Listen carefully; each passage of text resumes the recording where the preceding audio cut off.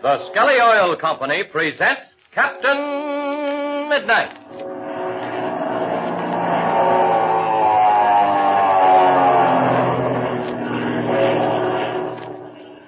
Captain Midnight, brought to you 5 times each week by the Skelly Oil Company, Skelly Jobbers and Dealers. Only your Skelly dealer sells the original tailor-made gasoline, Skelly Aeromax, gasoline that's weather-right for your car. But say, fellas and girls, do you realize that in just a little over a week, it'll be Christmas? Yes, sir. 1 week from Sunday will be Christmas Eve. Man alive, and hardly a bit of Christmas shopping done yet. Is it the same way with you? Well, that's another place your friendly Skelly man can give you a helping hand. Give Skelly auto accessories for Christmas. Now there's an idea. Give Dad a handy Skelco polishing cloth for keeping the car bright and shiny in winter without using water. Or give him one of those new automobile flashlights your Skelly man has. The flashlight that clips right onto your steering post, always ready for emergency. Tell Mother about this idea, too. Stop in and show her those powerful Skelco batteries and swell new car heaters. She knows Dad will be well pleased with any of those practical Christmas gifts because they're things that will help to make motoring safer and pleasanter for the whole family. So have Mother or Dad stop at your Skelly service station with you real soon now and look at some of these Christmas gift accessories your Skelly man is featuring. And listen, while you're there, just make sure Mother or Dad gets a good look at those marvelous new Captain Midnight bicycle tires. You heard the big news about them yesterday, I'm sure. Well, have you seen them yet yourself? Gee whiz, think of having a pair of genuine Captain Midnight tires on your own bike. Big, sturdy tires with a heavy jet black tread, black as midnight, with the name Captain Midnight in big raised letters along the side. There are 2 kinds. The all-black clincher balloon type that takes an inner tube and the white sidewall single tube kind. They're both real beauties, but tough and long-wearing, too. See both kinds at your Skelly service station tonight. But remember, you see to it that somebody hears how much you want a pair of genuine Captain Midnight bicycle tires for Christmas. I've done all I can. But seriously, stop into your Skelly service station with Mother or Dad the next time you're nearby, won't you? Your friendly Skelly man has some mighty fine Christmas gift ideas for every car-owning family. And for every bicycle-riding fellow and girl. And now to Captain Midnight. Yesterday, Shark's attack upon Captain Midnight's party in the small valley in the mountains began. Captain Midnight hurriedly helped Chuck get ready to take off in one of the 2 black planes they captured from Shark to summon help from a city 150 miles away. As Chuck took off, Captain Midnight and Patsy set fire to the other plane. As our scene opens today, Captain Midnight and Patsy are standing near the burning remains of one plane while Chuck is taking off across the dried lake bed in the other. On the far side of the lake bed, Shark's men are approaching on the ground as Chuck flies toward them on his takeoff. Listen as Patsy cries out. Why don't his wheels come off? Hurry, Chuck, get those wheels off. They'll come off in a second, Patsy. Chuck's doing just right. He's getting plenty of flying speed. But Shark's men are getting closer. Yes. Yes, they're getting too close for comfort. Hurry, Chuck, hurry. Come on, go it, Chuck, go it. Oh, there, look at that. Loop and loop. What's Chuck doing? Chuck fooled him that time. He kept his nose down until he had plenty of speed. Then he whipped up in a sharp climbing turn. He threw those men off. 1 second they were near him, and the next they couldn't see. Oh, look at him go now. Uh-oh, he's coming back this way. Gosh, Captain Midnight, this fire's getting awfully hot. We'd better get back. Yes, we'll back up a few feet. There. This'll be all right now. Look, Chuck's diving down at us. He's waving. Yes, I'll find out if he's all right. There.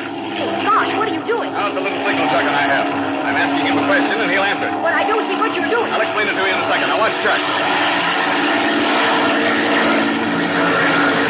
There, Chuck's right over it. He's banking the plane. He's stretching out his hand. Oh, that a boy, Chuck. That's swell. Come on, Patsy, we can go now. Okay, but explain to me about the signal. All right, I'll explain, Patsy, so that you know what it is. And any time you want to ask me or any of your friends the same question, they'll be able to answer if they know how to do it. Come on now. We've got to run back to headquarters and get the others and get to the Aztec Temple. Come on, let's go.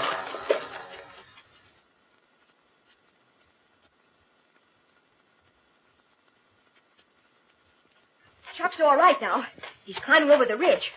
But tell me about the signal, Captain. All right. Now, it's like this.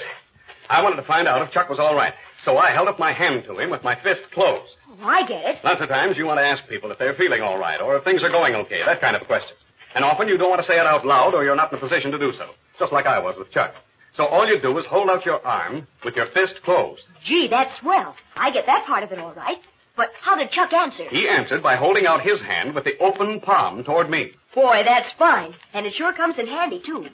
But you wouldn't necessarily have to hold your arm way up in the air, would you? Oh, no. You might be sitting in a room. You could ask a question like that from some friend of yours across the way by just looking at him so as to get his attention, then clenching your fist in your lap. And your friend could answer by just showing his palm to you. Mm-hmm. That is, if everything was all right. Yes. And if the answer is negative, you'll reply in the same way that you asked the question. That is, by clenching your fist. Gee, that's a swell signal. When I get back home, I'll tell all my friends about it. But look, Captain Midnight. Down there on the lake there. See what those men are doing? Now, just a second. Let's stop and take a good look here. They're dividing into two parties, see? Mm-hmm. One crowd is going to the left, and the others are going to the right. Yes, I see. They're planning to come at us from both sides. Well, that won't do them any good. Come on, Patsy. We're almost there. Everybody's here. See? There's Ma and Pinky and Slim and Senor Perada and Pebbles. Yes, and all of Senor Pareda's men, too. Well, here comes Senor Perada to meet you. Mm-hmm. Capitan, we must hurry. There is no time to lose. Now, we've got time enough, Senor Perada. Shark's men think they have us cornered, but they've got another guest coming. What is your plan, mi Capitan? Do we go to the Aztec temple? Yes, that's where we're going, Senor. I've sent Chuck on a flight to the city 150 miles northwest. He's to get help and hurry back just as soon as possible. Excellent, senor. Excellent. And I burned the other plane so it wouldn't fall into Shark's hands. All right, come on now. Let's be on our way. You are El Capitan, senor. We await your orders. All right. Now, you tell your men this, Senor Perada. Since Shark's men have entered the valley, it'd be foolhardy to make a stand against them here. So we'll go through the cave, cross the underground river, coming out on the left bank of the waterfall. From that point, we'll follow the path down the mountainside to the Aztec temple. Oh, do we have any torches? I've got some inside the cave, Captain. Oh, good. Now, here then is the order in which we'll go. Patsy, knowing the way, will lead with me. Pinky and Slim, also knowing the way, will bring up the rear. Everyone else will be in the middle. Now, is that all understood? Hurry, Captain. Those men are getting closer. Si, senor. There is no time to lose. All right, we're all ready then. We'll beat Shark at his own game. Come on now, let's go.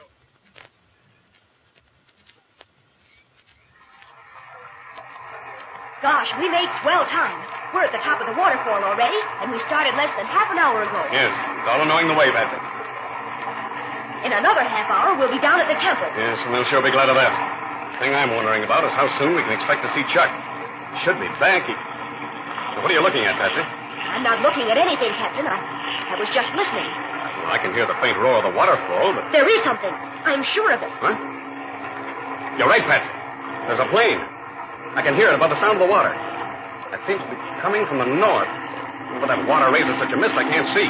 There it is. What? A little bit to the northwest. Oh, yes, now I see it, Patsy. And it's a black plane, too. Must be one of Shark's planes. Gosh, it'd be bad if he'd see us here. There isn't any place to hide except back in the cave. Listen, Patsy, listen. There are two other planes. No, there are three. They all seem to be following this first one. They're catching up with him, too. Captain Midnight. What, Patsy? What's wrong? Do you suppose... Could Chuck be flying this plane? Could he, Captain? Could it be Chuck? Well, Patsy, yes, it could be. And if it is, it's the one thing I was hoping wouldn't happen. Chuck tried to get to the city, but met these planes on the way. Now he's trying to get back and trying to make a landing. Well, Chuck wouldn't try to go back and land on the dry lake bed. He knows Shark's men are there. Yes, but where else would he go? Oh, but look. Look, he's turning. He's diving down. He's trying to get away from those others, and one of them's almost on his tail. And look above them, Captain. There's another plane. A big one. It's got silver wings and two engines. Yes, we've seen that ship before, Patsy. It's the same plane flown by Douglas Chadwick. Don't you remember? Yes. That plane is flown by Ivan Shark. This is terrible. Oh. Turn, Chuck. Turn. Turn before it's too late. That one plane's right on him. Look out, Chuck. Oh, quick, Chuck. Quick, turn again. Oh, this is terrible, Patsy. They've got him trapped. Oh, we only had a plane so I could get up there and help him. They're getting closer every second. Dive, Chuck. Dive. It's your only chance. Look, Captain. Look. There's smoke coming from Chuck's engine. It's on fire.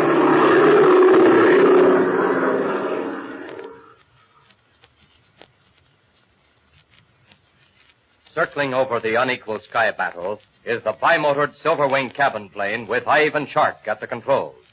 Beside him sits his daughter, Fury. Listen as she says.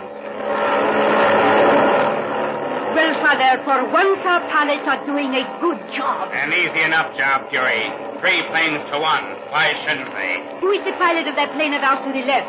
He does not seem to be entering into the spirit of things. I am not certain, but I believe that plane is flown by Zollinger. Remember, Ivan, I have always had my doubts about Zollinger. Yes, Fury. We will look into that when we get home. Who do you think is flying the plane thereafter, Father? I hope it is Captain Midnight, but I am not sure. At any rate, he has met his finish this time. Look at Gardo, Father. Look at Gardo. He has attached himself to the plane's tail and will not be shaken off. Excellent work, Gardo. This time I have no complaint to make. Look, Fury, this affair is coming to a finish. Gardo is getting close. Very close. And Gardo has him hold. That is the way to do it, Gardo. Look at him force the plane to turn, Father. This cannot last long. I am hoping, Fury, that we are now witnessing the end of Captain Midnight once and for all. Now, this is the finish. Smoke is coming from the engine. Look, Fury. Look at the pilot. I see. The pilot is standing up in his seat. He's getting ready to jump. There, he dives head first. We will go down, Fury, to see this better.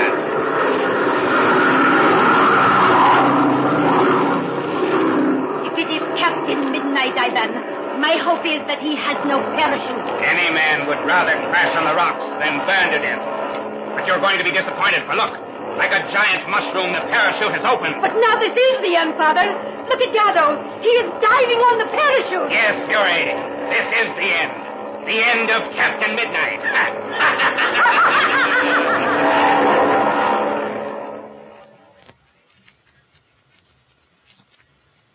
Of all the crimes that Ivan Shark and his men could be guilty of, this is the most fiendish. To attempt to destroy the parachute of a helpless pilot floating down to safety. What chance does Chuck Ramsey have? Has he any at all? Tune in next Monday to Captain Midnight. Say, just close your eyes a minute and think of the thrill of being the first fellow or girl in your crowd to have a pair of genuine Captain Midnight bicycle tires. They come in both clincher balloon and single tube types, and both kinds carry the name Captain Midnight on the side in big raised letters. Why, say, they're the biggest thrill in bicycle tire history. Have you seen them yet? Well, listen. The next time you're out riding in the family car, ask Mother or Dad to stop by your Skelly service station just to see those new Captain Midnight bicycle tires.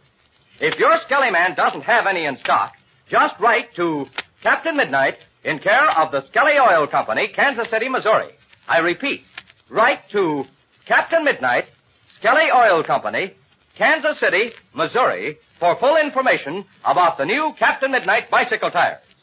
Now, don't forget to tune in again Monday, same time, same station, for further transcribed adventures of Captain Midnight, brought to you by the Skelly Oil Company, Skelly Jobbers and Dealers. Can Chuck Ramsey still save himself, even though one of Ivan Shark's pilots is diving at him as he floats to the earth by parachute? What will Ivan Shark do next? Be sure to listen Monday. Until then, this is Don Gordon, your Skelly man, saying goodbye and happy landing!